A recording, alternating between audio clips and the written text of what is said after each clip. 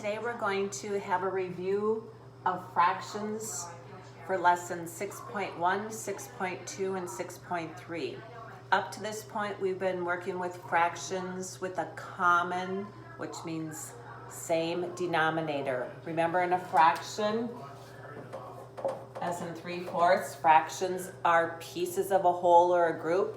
Top numerator, bottom denominator, 4 pieces in the whole.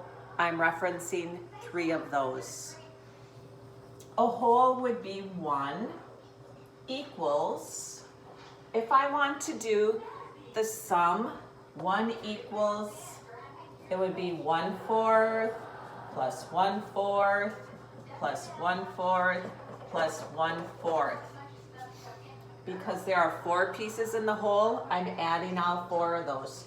So whole numbers are what we've been working with probably ever since kindergarten and before.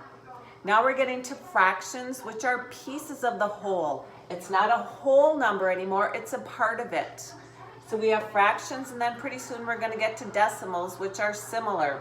So 1 whole equals 1/4 plus 1/4 plus 1/4 plus 1/4. 1/4 is called a unit fraction. A unit fraction tells me what size pieces. Unit fractions can be any denominator. I could pick 234 for my denominator. My unit fraction would be 1. One of those 234 pieces to make a whole. Think about it, that's a really small piece. Because remember, the larger the denominator, the smaller the piece. So obviously, if I had that whole and I broke it up into 4 pieces, or I broke it up into 234 pieces, 1/4 would be much greater than 234. So keep that in mind. The bigger the denominator, the smaller the piece.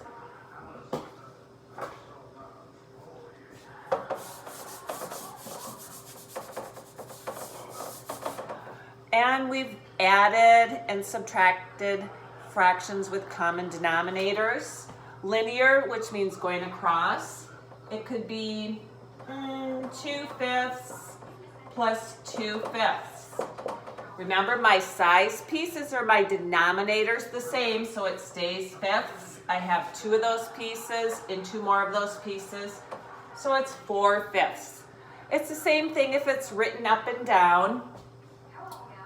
Let's go 1/8 plus 4/8.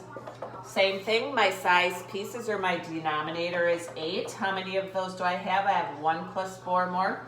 So that's 5/8. And the same thing when we're doing subtraction. 7/9 minus 2/9. My pieces, my denominator are 9ths. I have 7 of those pieces, and I take 2 away, so I have 5. So when we're doing adding and subtraction with fractions with a common or same denominator, denominator stays the same, and we're just talking about the numerator or the pieces in the whole for that. I have a couple words that are important that you're going to need to remember, and we've talked about these since the beginning of the year.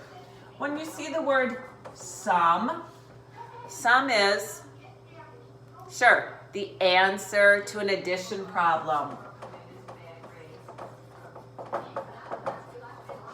And what do we know about an addition problem?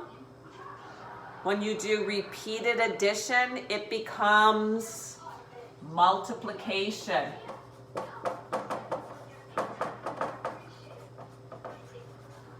And the answer to a multiplication problem is product.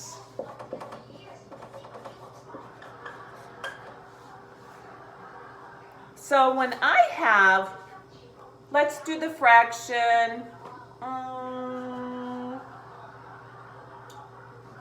7/9. If I want to do an addition sentence with a sum, of a unit fraction, it would be 1/9 plus 1/9 plus 1/9 plus 1/9. 1, 2, 3, 4, 5, 6, 7. So 7/9 equals 1/9 plus 1/9 plus 1/9 plus 1/9 plus 1/9 plus 1/9 plus 1/9. Remember, 1/9 is the units. Units are the pieces, one of those units. This is called a unit fraction. If I want to do the product of 7/9, product is multiplication. So product would be, and what do we see when we see the multiplication sign? The multiplication sign says groups of. So we have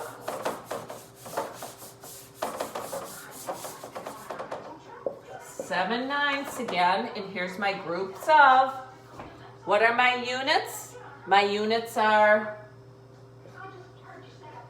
ninths. How many groups of 1/9 do I need to make 7/9?